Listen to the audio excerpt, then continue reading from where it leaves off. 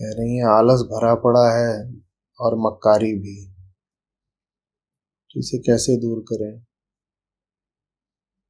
देर रात की वजह से नींद घेरे रहती है तो ध्यान से सुन भी नहीं पाते, क्या करें? आप अपना रूटीन बताएंगे क्या, जागने से लेकर सोने तक का? हम्म,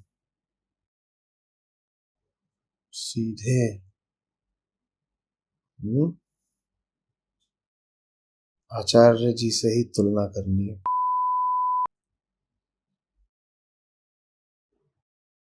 क्या रूटीन होता है? आज का क्या था भाई? आज का क्या था? कल रात में सोए थे 3 बजे के आसपास। मेरे ख्याल से 12 तक तो आप लोगों के साथ ही थे। उसके बाद रोहित के साथ बैठा था। फिर सुबह 6 बजे यूट्यूब वाला वीडियो आना होता है तो आदत लग गई है, तो नींद खुल गई है। 6 बजे देखा तो आया नहीं था। पता चला कुछ गड़बड़ थी। गड़बड़ ठीक कराई तो 6:30 पौने 7 कुछ उसका हुआ। फिर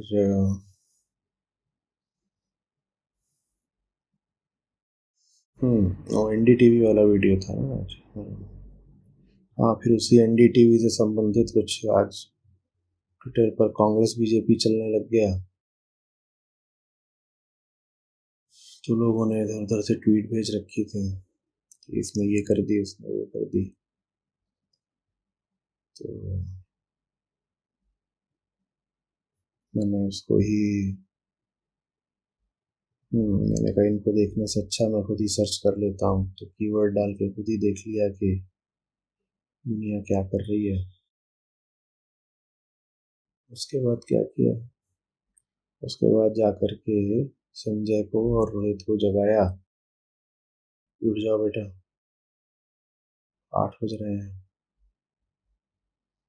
काम शुरू कर दो। उसके बाद आज दिन में बाहर था तो माता जी साथ थी।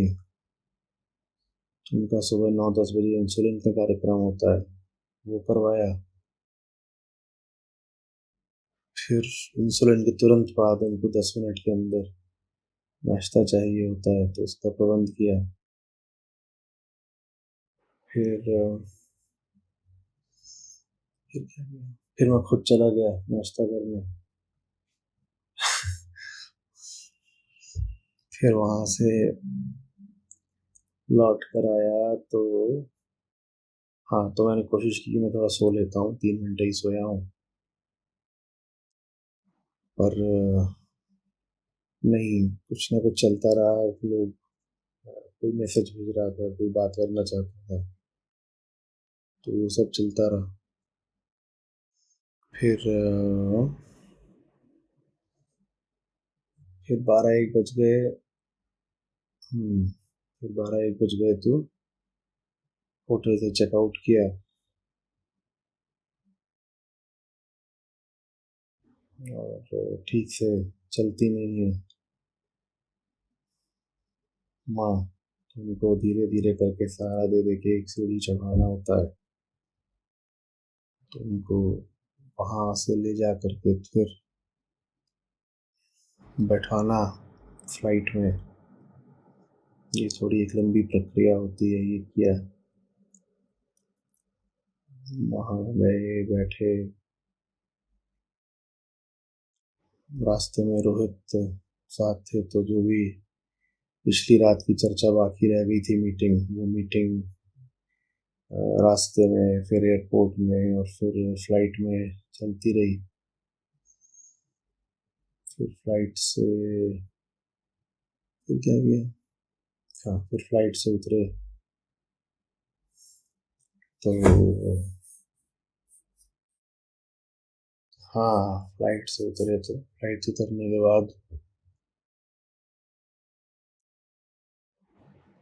यहाँ आ गए नोएडा।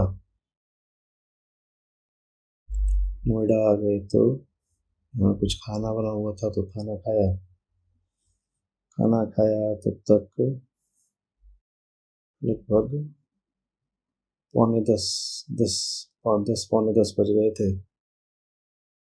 तो मैंने कहा मैंने अभी खाना खा लिया है, मुझे उठा देना, थोड़ी देर में सबसे बात करनी है। तो 20 मिनट करीब लेटा, फिर ठीक है अब आपसे बात कर रहा हूँ। जी। हम्म, अब यहाँ से उठूँगा तो मैं वो चल जाऊँगा, और वो चल जाऊँगा तो वहाँ पर काफ़ी सारा काम बिखरा हुआ पड़ा होगा, तो मैं काम निपटाऊँगा और फिर सुबह 6 बजे के वीडियो का टाइम हो जाएगा। और फिर कल तो दोपहर में संथरता है, तो देखा जाएगा। हम्म, ये रूटीन नहीं है, चीज़ें इससे अलग रहती हैं। मैं रोज़ कहीं फ्लाइट में नहीं बैठने जाता, लेकिन कुल मिलाकर के मोटे तौर पर किस्सा चलता है, सही है।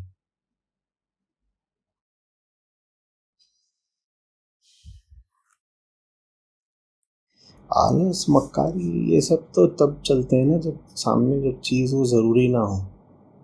वो चीज़ ज़रूरी है, आदमी उसके साथ मक्कारी कैसे कर लेगा, आलस कैसे, मतलब आता है आलस, क्यों नहीं आता है। अभी मुझे उठाया गया तो उठने में आलस हाँ आ ही रहा था। शरीर का कोई हिस्सा होता होगा जो बोलता होगा कि अगर अभी सोने को मिल जाए तो बेहतर है। जब काम ज़रूरी है तो ज़रूरी है, अब उसमें क्या करेंगे। कुछ ऐसा खोज निकालिए जो ज़रूरी हो और आपको साफ साफ दिखाई देता हो वो ज़रूरी है। वो चीज़ फिर आलस को, मक्कारी को, सबको खा जाती है। सर, सुनने में यकीन नहीं होता कि आप थकान, नींद, बुखार में भी आधी उम्र के प्रोफेशनल टेनिस कोच को न केवल चुनौती देते हैं पर हरा भी देते हैं। इसके पीछे का कारण बताएं। कारण उनसे पूछो जो हारते हैं, मुझे क्या पता। मुझे खुद नहीं यकीन होता कि वो हारते रहते हैं। मुझे क्या पता है क्या कर रहे हैं। हम्म?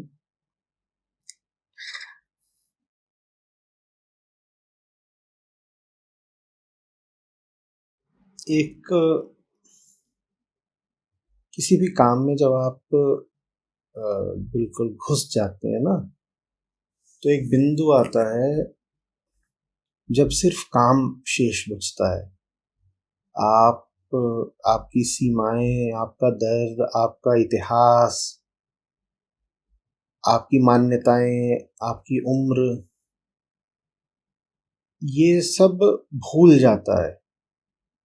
बस काम दिखाई दे रहा होता है। हम्म? और तब काम हो जाता है, क्योंकि काम को तो आपकी सीमाएं रोकती हैं। सीमाएं दिखनी ही बंद हो जाए तो काम कैसे रुकेगा।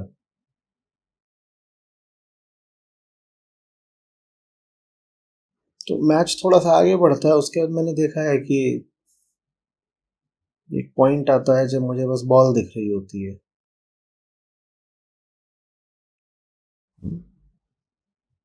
तो और शरीर जानवर का बन जाता है। शरीर चाह रहा होता है कि बॉल जहां कहीं भी है वहां पर पहुंचना है। अब उसकी सीमा होती होगी निश्चित रूप से, कौन कह रहा है सीमा नहीं होती।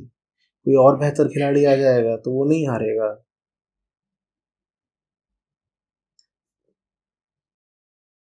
लेकिन कम से कम सीमा उतनी छोटी नहीं होती जितना हमें आमतौर पर लगता है।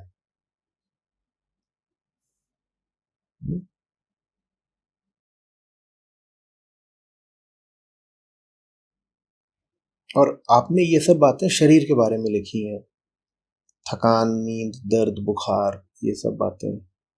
और ये कि कोच आधी उम्र के हैं, वो बात भी शरीर की, आधी उम्र के हैं। मन भी तो कोई चीज होता है ना।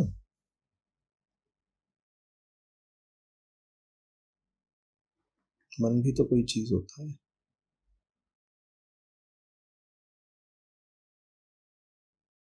मन अगर साफ साफ देख पा रहा है, तेजी से गणना कर पा रहा है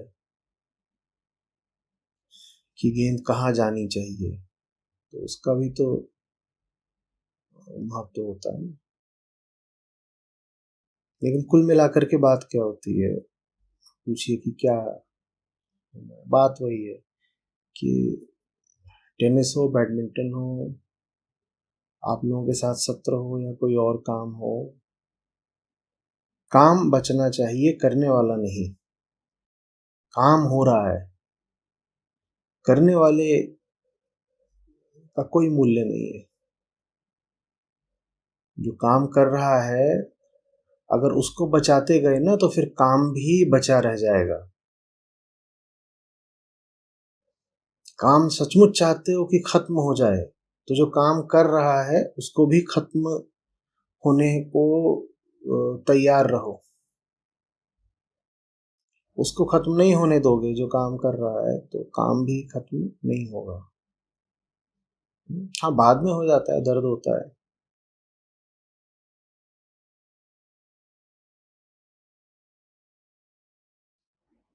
बहुत ज्यादा आप जिस दिन जान लगाओगे उस दिन खेल तो लोगे, ये सब कर लोगे, लेकिन उसके बाद, उसके घंटे 2 घंटे बाद फिर शरीर भी अपना हिसाब मांगने के लिए खड़ा हो जाता है। तो फिर शरीर से हम कहते हैं कि हाँ भाई, तेरा हक है, तू भी हिसाब बता, चुकता करेंगे। लेकिन जब तक कर्म भूमि में है, मैदान में है, तब तक तो हम तेरी नहीं सुनेंगे। तब तक तो अ, काम को खत्म करने के लिए अगर तू खत्म हो तो कोई बात नहीं, खत्म हो जाए, बाद में हिसाब कर लेना। तो बाद में हिसाब करने आता है, आप लेटे होते हो तो क्या चलता है कि पूरा शरीर ही अच्छे तरीके से दर्द कर रहा है। ठीक है, देखो ये जीने का एक अंदाज होता है, एक तरीका होता है। एक तरीका होता है अपने आप को बचाए बचाए चलना, एक तरीका होता है अपने आप को झोंक के जीना। हम्म? वो बात सिर्फ फिर किसी एक क्षेत्र की नहीं होती जीवन के। वो आप जो कुछ भी कर रहे होते हो उसको आप पूरेपन से करना चाहते हो, अपने आप को झोंक कर करना चाहते हो। ये बहुत छोटी सी चीज है। पानी उबाला है, उसमें चाय मिलानी है, उसमें भी फिर एक उत्कृष्टता रहती है। बहुत छोटी सी बात।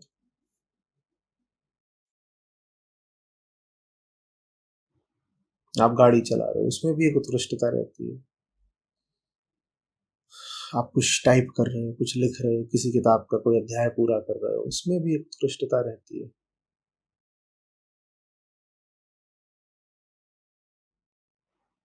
हम्म? आप अपना कमरा कैसे रखते हो, वो बात भी वही है। या तो आलस से कर लो, या फिर कह दो कि कमरे में चीजें थोड़ा सा सुरुचिपूर्ण ढंग से रखी होनी चाहिए, कुछ सौंदर्य दिखे, कपड़े भी हैं तो ठीक से तह करके रखे हो, गंदगी क्यों है, चीजें बिखरी हुई क्यों हैं। और तो और छोड़ दो, फ्रिज के अंदर भी आप सामान कैसे रखते हो, उसमें भी आपकी सुरुचि दिखनी चाहिए। फ्रिज के अंदर भी, हाँ बिल्कुल। आप चाहो तो ये भी कर सकते हो, फ्रिज ही तो है, उसमें क्या पता चलता है, ठूस दो, नहीं। वहां भी आप कहिए ये भी कर्म है, मेरे अहम की अभिव्यक्ति है। कार्य हमने कहा है ना, कर्ता की अभिव्यक्ति होता है। तो फ्रिज में भी आपने कैसे रखा, वो आपके कर्ता की माने आपके अहम की अभिव्यक्ति है। फ्रिज में भी अगर आपने एक एक ठिकाने से, एक व्यवस्था से खाना रखा है, तो पता चलता है कि अहंकार व्यवस्थित हो रहा है। व्यवस्थित हो रहा है तो उसके विगलन में आसानी रहेगी। किताबें हैं, अब मेरे कमरे में सबसे ज़्यादा तो किताबें ही हैं। अब वो एक तरीके से रखी होनी चाहिए, और आप चाहो तो किताबें फैला दो, जितने चाहो फैला दो, है ना? कपड़े हैं,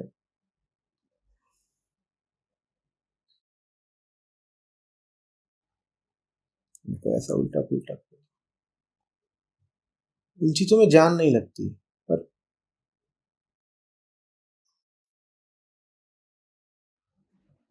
कहते हैं ना कि अपना एक स्टैंडर्ड होना चाहिए। हम्म? वही अपना हमारा एक स्तर है। वो स्तर हमारे हर काम में दिखाई देता है। हाथ में रैकेट पकड़ेंगे तो भी दिखाई देगा, हाथ में माइक पकड़ेंगे तो भी दिखाई देगा, और हाथ में कढ़ाई उठाएंगे तो भी दिखाई देगा, और हाथ में कलम उठाएंगे तो भी दिखाई देगा। क्योंकि कार्य तो हमारा ही है ना, कर्ता हम हैं, हम कर रहे हैं, हमारा कार्य है, तो उसमें हमारा गौरव और गरिमा जुड़े होते हैं। अब टेनिस कोर्ट पे मैं वहां क्या करने गया हूँ? पेंशन इकट्ठी करने तो गया नहीं हूँ कि कोच मुझसे आधी उम्र का है तो मैं यहाँ पे अब बाबूजी बन के आया हूँ कि बेटा हम भी अपने जमाने के खिलाड़ी थे, अब पेंशन लेने आते हैं। काय को गए हो कोर्ट में? अगर नहीं खेल सकते तो कोर्ट में जाओ नहीं, और गए हो तो उम्र भूल जाओ फिर।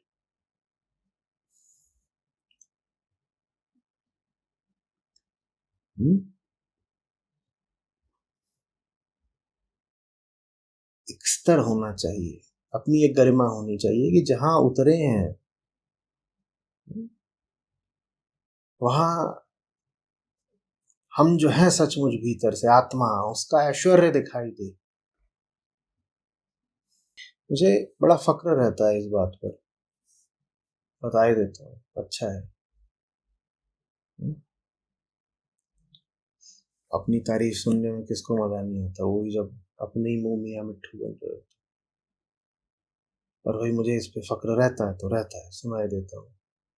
जब 10वीं का हमारा रिजल्ट आया तो आईसीएससी के जो सेक्रेटरी थे, तो वो शायद दिल्ली में बैठा करते थे, तो वो दिल्ली से लखनऊ आए, और लखनऊ आकर के वो अ, मिले पापा मम्मी से। मैं था नहीं, मैं ननिहाल गया हुआ था, गर्मी की छुट्टियां थी। जब रिजल्ट आया उस समय मैं अपने ननिहाल में था, रीवा में था। तो सेक्रेटरी आए और वो पापा मम्मी से मिले लखनऊ में आकर। बोले मैं मिलने इसलिए आया हूँ क्योंकि हर साल कोई ना कोई बोर्ड टॉप करता है, वो तो ठीक है, बड़ी बात नहीं है। कि बड़ी बात यह है कि अ, ये रेयरली होता है कि किसी के इंग्लिश और हिंदी दोनों में हाईएस्ट आए हो, और ये रेयरली होता है कि किसी के, तब वो हिस्ट्री ज्योग्राफी को मिला करके सोशल साइंसेज नाम का सब्जेक्ट होता था। तो ये रेयरली होता है कि किसी के सोशल साइंस और साइंस दोनों में हाईएस्ट आए हो, क्योंकि जिसकी इंग्लिश अच्छी होती है आमतौर पे हिंदी अच्छी नहीं होती, और जो ह्यूमैनिटीज़ में अच्छे होते हैं वो साइंसेज में अच्छे नहीं होते। तो आपके लड़के ने ये जो बिल्कुल कॉन्ट्रास्टिंग फील्ड्स होते हैं, इनमें दोनों में ही टॉप किया है, तो इसलिए मैं मिलने आया। तो हमने कहा देखा हमारा जलवा, मजाक समझ रहे? हम्म? क्या है वो? फ्लावर नहीं, फायर है।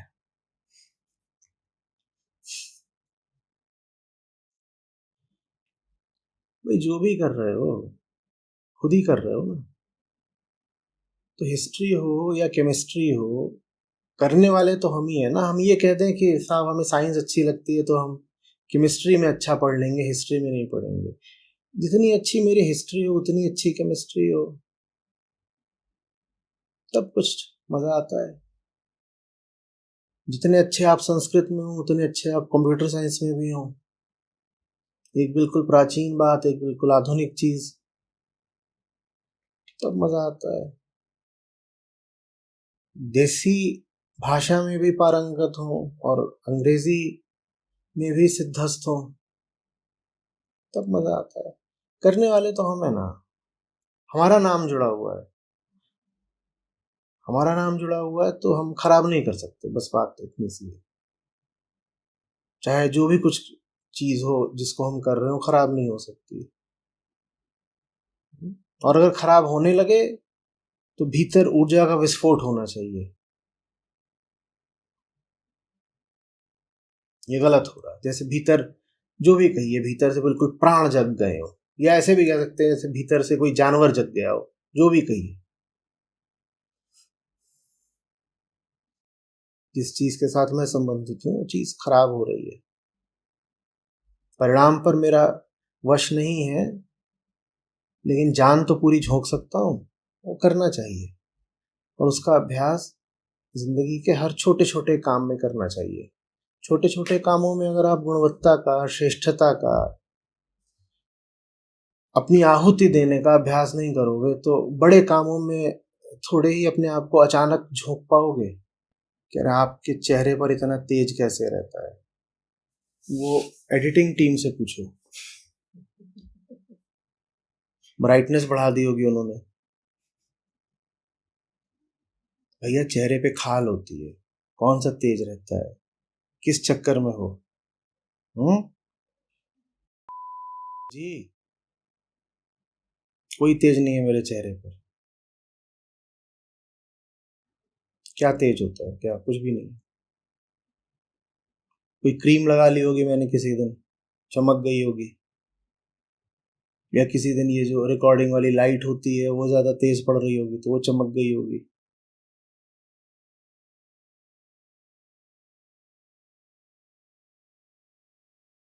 छाती में धड़कन होनी चाहिए, और वो आंखों से नहीं दिखाई देती।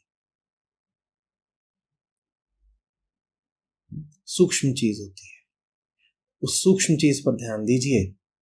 चेहरे का तेज और ये सब तो ज्यादातर बस ऐसे ही है, धूर्तता। उसमें आधा काम मान्यताओं का होता है कि ऑरा और ये सब बातें, और आधा काम ब्यूटी पार्लर का होता है।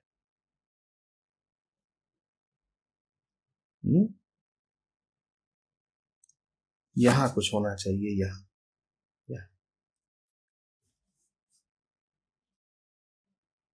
और इस चक्कर में रहेंगे ना कि चेहरा थोड़ा सा अलग दिखता है ज्ञानी का, तो कोई भी साधारण ठग अपना चेहरा थोड़ा सा अलग बना लेगा और आपके सामने ज्ञानी होने का स्वांग कर ले जाएगा। आप ठगे जाएंगे। चेहरे पर तेज वगैरह प्रदर्शित करना बिल्कुल कोई बड़ी बात नहीं है, करा जा सकता है, कोई भी कर सकता है। छाती धड़कती हो ये बड़ी बात है, ये हर कोई नहीं कर सकता। वो ईमानदारी की और प्यार की बात है। चेहरों पर मत जाइए। हमने अपने चित्रों में, अपने मिथकों में, अपनी कथाओं में बहुत ज्यादा बात कर ली चेहरों की और आंखों की और हाथों की और पैरों की। भरी हुई है हमारी कहानियां और हमारी मान्यताएं इन्हीं बातों से, कि उनके होंठ ऐसे हैं, उनकी उंगलियां ऐसी हैं, उनकी आंखें ऐसी हैं, उनकी नासिका ऐसी है, उनके कान भी ऐसे हैं, उनके बाल ऐसे हैं, और ऐसा वर्णन करा है, नक्शिक वर्णन, बाप रे बाप, पूरा सब कुछ ऊपर से लेकर नीचे तक वर्णित कर दिया। तो हमको लगता है जैसे बात शरीर की हो, कि शरीर का इतना वर्णन हो रहा है तो बात शरीर की होगी। कुछ नहीं होता। हमने कहा तो ज्ञान का कोई लक्षण नहीं होता। हो सकता है बिल्कुल साधारण दिखने वाला हो, फिर आपको धोखा हो जाएगा ना। आप उसे चूक जाएंगे क्योंकि वो साधारण दिखता है। और कोई ठग आकर के असाधारण दिख करके, चेहरे पर क्रीम पोत करके, वीडियो की एडिटिंग करा करके, जबरदस्त तरीके के कपड़े पहन करके आपको ठग ले जाएगा।